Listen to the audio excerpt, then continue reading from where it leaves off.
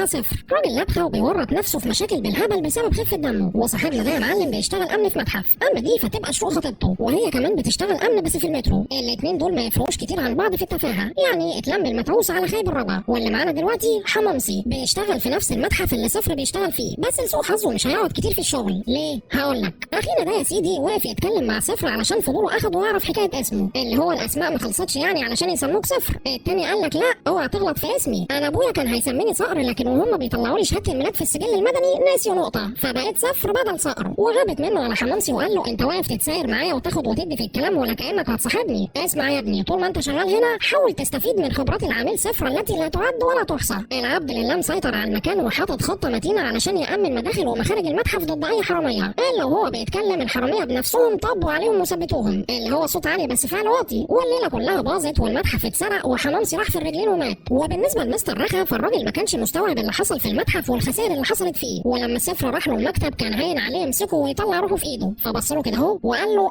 لما فيش شغلانه حطيتك فيها ونصفتني يا بعيد، يا ريت كان ربنا خدني وارتحت منك قبل ما ابوك يوصيني عليك يا اخي، انت عايز تموتني يا بني ادم انت. وفجاه سكرتيره مستر رخا قطعت كلامهم وقالت له ان في واحد اسمه احسان الوكيلي بيقولوا انه عاوز يقابل حضرتك. وقبل ما نكمل خليني اعرفك ان مستر رخا يبقى مدير شركه الامن اللي صفر بيشتغل تبعها. ودلوقتي نرجع تاني لاحسان الوكيلي، صاحبنا ده مدير برضه لكن مدير مكتب حوريه سراج الدين، ودي ست متجوزه شخص بريطاني وخلفت منه بنتهم ليلي ومعهم الجنسيه البريطانيه. التاني قال لك حلو فين المشكله، فاحسان كمل كلامه وقال له انهم هينزلوا مصر يومين ويرجعوا انجلترا تاني، وعلشان كده فهم عايزين الزياره تبقى غير رسميه، وبالتالي احنا مش محتاجين غير اننا نتعاقد مع شركه امن يعني علشان توفر لهم الحمايه خلال اليومين دول. وبعد 4 ساعات هنعمل اجتماع مع المراسل الخاص بالست حوريه علشان نعرف منه كل التفاصيل، وفي الوقت ده انا هكون مستني مسؤول التامين اللي حضرتك هتبعته علشان افهمه كل حاجه. فمستر رخا قال له احنا هيزيدنا الشرف لما نتعامل معاكم، وانا من ناحيتي هختار لك اكفأ فرد امن عندي وابعته لك، وعلى كده تبقى مقابلتهم خلصت. طبعا مش محتاج اقول لك ان صفر مش هيسيب فرصه زي دي تضيع من ايده قبل ما ياخد اللقطه. قام داخل لمستر رخا علشان يعرف منه الحوار على المظبوط،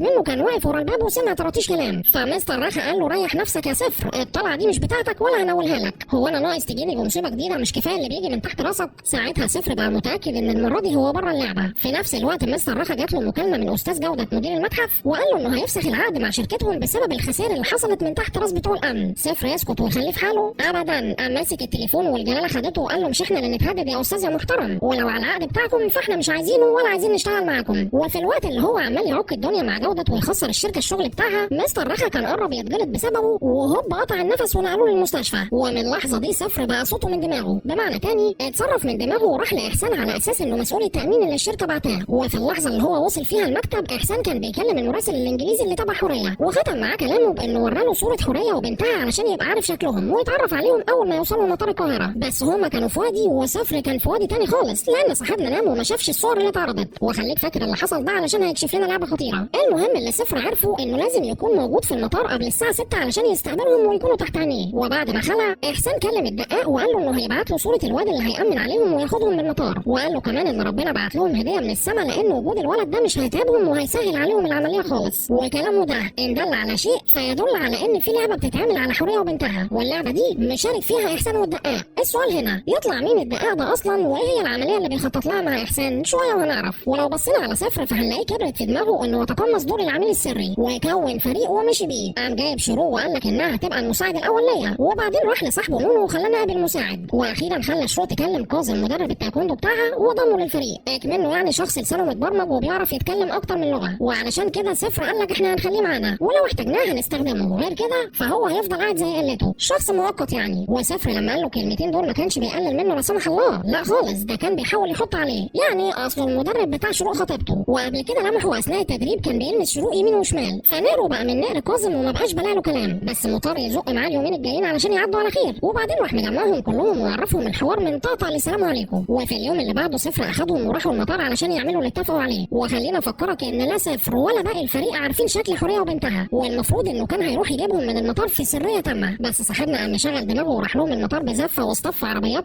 من الاخر، وده لانه هيامن الناس الغلط. واول ست اجنبيه وبنتها ظهروا قدامه اخدهم وحطهم في العربيه. في نفس اللحظه رجاله الدقاق هم كمان كانوا في المطار بيراقبوا سفر علشان يخطفوا منه حوريه وبنتها، وبمجرد ما سفر مشي من المطار حوريه وبنتها الحقيقيين كانوا وصلوا، واللي استقبلهم يبقى سواق التاكسي اللي هيوديهم الفندق. نرجع بقى لسفر اللي رجاله الدقاق ثبتوه على الطريق واخدوا منه الست اللي معاه بنتها، وبكده صاحبنا افتكر انه خطف الست المطلوبه، فكلم احسان وقال له ان العمليه خلصت. الا واحسان بيتفاجئ بحوريه وليلي داخلين عليه الفندق. مش محتاج اقول لك ان وشه جاب 100 لون بعد ما شافهم، وبسرعه كلم الدقاق وقال له يرمي الاثنين اللي معاه في اي حته ويروحوا الفندق. عايز اقول لك ان احسان افتكر ان سفر ورا اللي حصل، وقال يعني عمل الحركه دي علشان يحمي حوريه وبنتها، وانه ما طلعش سهل زي ما كان فاكر. لكن اللي ما يعرفوش ان الضربه دي جات حظ مع سفر، وان كل اللي حصل اصلا كان صدفه. وبطلنا بعد ما كانوا شايفينه تافه وعبيط وسهل جدا يخزقوه، عملوا له 1000 حساب وبقوا خايفين من اي خطوه هياخدها بعد كده. وطبعا اي فرصه هتيجي قدامهم علشان يخلصوا منه مش هيتهاونوا فيها ولو للحظه واحده انهم يشيلوه من طريقهم. وده بالظبط اللي حصل في اوضه حوريه. خلينا افهمك اكتر. احسان كلم سفر وطلب منه يروح اوضه حوريه هانم علشان تشوفه وتتعرف عليه وعلى فريقه، فصاحبنا استغل وجوده في الاوضه وانه واقف ملهي في الكلام معاها، وراح حاطط له حاجه في العصير واداهوله. لكن من حسن حظ الراجل ولسوء حظ احسان العصير اتكب وبطلنا ما شربهوش، ودي تبقى اول مره سفر يفلت من تحت ايده ويلحق نفسه. واحد هيسالني ويقول لي يا عم زيزو هل كلامك ده معناه ان احسان ممكن يحاول تاني انه يقتل سفر ولا هيكتفي بالمره دي؟ بص هو لحد دلوقتي باين انه لا،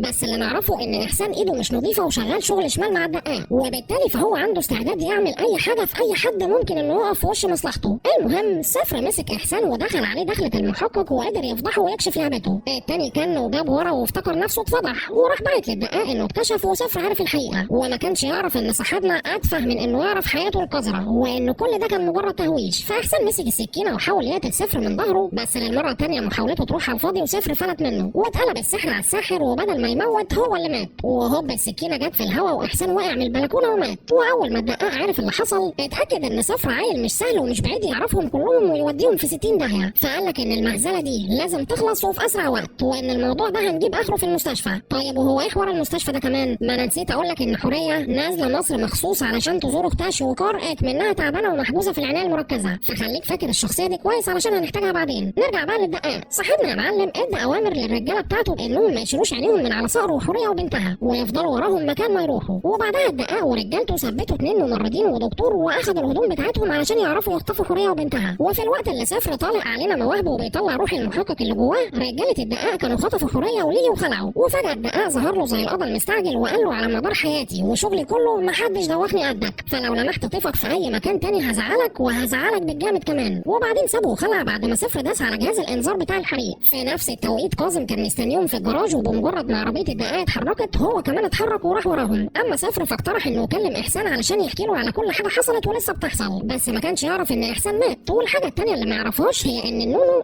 قلب تليفون احسان وضربه في جيبه، وخليك فاكر كمان المعلومه دي علشان هنرجع لها تاني. المهم يا معلم بعد ما كاظم وسفر فضلوا ماشيين ورا الدقاق وصلوا لليخت بتاعه اللي حط فيه حوريه وبنتها. وقبل ما اقول لك بطلنا عمل ايه عايز اعرفك حوار الدقاق وهو ليه عمل كده اصلا مع حوريه وبنتها. قال لي ليلي ان باباها ادالها هديه عباره عن عقد اثري، وان هي مش محتاجاه لانها ما ينفعش تطلع اي حاجه اثريه بره مصر، والاتفاق كالاتي: تجيبي لي العقد اسلمت ماما، ما فيش عقد يبقى تنسي ماما وتنسي انك تشوفيها تاني، ولو فكرتي تبلغي البوليس يبقى ما تلوميش غير نفسك على اللي هيحصل فيكي وفي مامتك. وفي ثانيه الا ثانيه سفر طب عليهم بعد ما سمع كل حاجه وما كانش في باله اي خطر للهروب. قام شغل دماغه ومسك حوريه وليلي وهوب راحوا ناطين في الميه. في اللحظه دي كاظم كان مستنيهم واخدهم وهربوا، بس لسوء حظهم ما لحقوش ياخدوا حوريه معاهم، والست فضلت على اليخت مع رجاله الدقاق. ولان المصائب لا تاتي فرادى شوكار هي كمان اختفت من المستشفى ومحدش بقى عارف لها طريق جره، وصاحبتنا يا معلم طلعت مقضياها مع الدقاق. ايوان زي ما سمعت بالظبط، الدقاق مع شوكار. طيب وايه لم الشامي على المغربي؟ ما هو اتضح ان الاثنين دول يعرفوا بعض، ومش كده وبس لا دول كمان متفقين سوا على حوريه وبنتها. وبالنسبه لسفر فاخد ليلي ووداها لشوكار علشان تطمن عليها، وبالمره تاخدها ويروحوا البنك علشان يجيبوا العقد ويسلموه للدقاق. وفي الوقت اللي ليلي راحت تجيب فيه العقد سفر قعد مع شوكار والحوار اللي بينهم دار كالتالي: قال لها انا حطيت خطه متينه ما تخرش الميه علشان نوقع الدقاق، احنا هنقول له على مكان وميعاد تسليم العقد، لكن هنكون عاملين حركه صايعه وهي اننا هنبدل العقد ونديله واحد مزيف، وكل ده هيحصل في الكباريه اللي انا هقول له عليه. طبعا مش محتاجه اقول لك ان شوكار اخذت منه المعلومات دي كلها ورمتها في حجر الدقاق، وبكده ما كانش ناقص غير ان سفر يقابل الدقاق علشان يسلموا العقد ويستلم منه حوريه. وفي قعدتهم سوا بطلنا حب يكشف لنا لعبه الدقاق، واللي ساعده يعرف كل حاجه هو تليفون احسان. قال لك اصلي لما دورت في التليفون عرفت ان الدقاق واحسان متفقين سوا ومعاهم شوكار، والست مشكوره وصلت لك كل المعلومات الغلط اللي خلتنا دلوقتي قاعدين مع بعض واللعب بقى على المكشوف. والاتنين هبت منهم على بعض وقاموا يعجنوا في بعض وراحوا مدغدغين الكباريه. وبعد كده ثبتوا الدقاق علشان يطلبوا له الشرطه، وبكده ما بقاش فاضل معانا